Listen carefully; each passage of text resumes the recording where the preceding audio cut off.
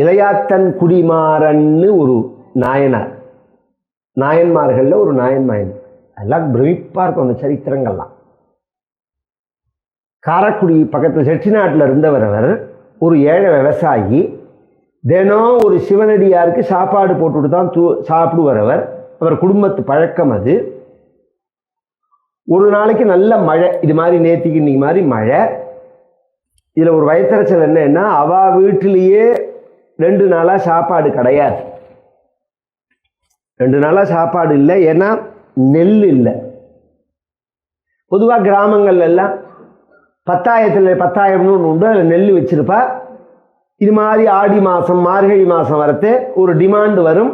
அப்போ ஏழைகளுக்கு கொடுத்துட்டு தை மாதம் அறுவடையாரத்தே வாங்கிப்பா. இது ஒரு சம்பிரதாயம். இவர் ஒரு ஏழை குடியானவர். மழை பெய்யறது, வெளியில போய் ஒருத்தட்ட வாங்கறதுக்கு கூட டைம் இல்லை.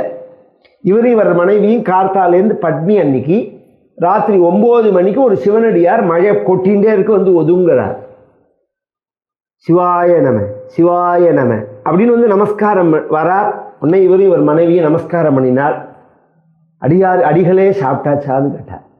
இல்லைன்னா விடன்னு நடக்கிறது. உடனே ஒரு துணியை கொடுத்து உடம்பெல்லாம் தொடச்சிக்க சொல்லி உட்காந்து வச்சுட்டு உள்ள போனா ஒன்றும் இல்லைன்னா மனைவி.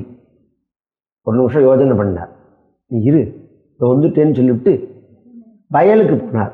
நேற்றைய தினம்தான் அவர் நாற்றங்காலில் விதை தெளிச்சிருக்கார் விவசாயத்துக்காக.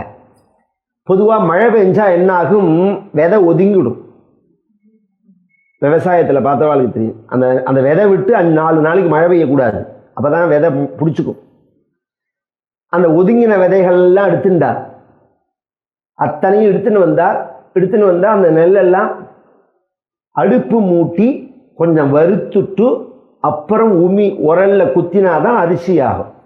வீட்டில் ஒரு பக்கத்து கூரையே அறுத்து கொடுத்தார். மூங்கில அடுப்பு மூட்ட சொல்லி அதை வறுத்து நெல்லை குத்தி நெல்லை எடுத்து அதை சாதம் வைக்க சொல்லிட்டு கொள்ளையிலேயே இருந்த 4 கீரையை பிடுங்கி கொடுத்து அதை மசியல் பண்ணி உப்பு போட்டு மசியலை பண்ணி ராத்திரி 12 மணிக்கு உட்காத்தி வச்சு இந்த அடியார இந்த சாதமும் அந்த கீரையும் போட்டாரவர்னு இருக்கு அவர் கதையில. பாதி சாப்பிட்டுட்டே இருக்கிறதே பகவான் பிரத்யக்ஷமாயிட்டார். வந்தது பரமேஸ்வரன்.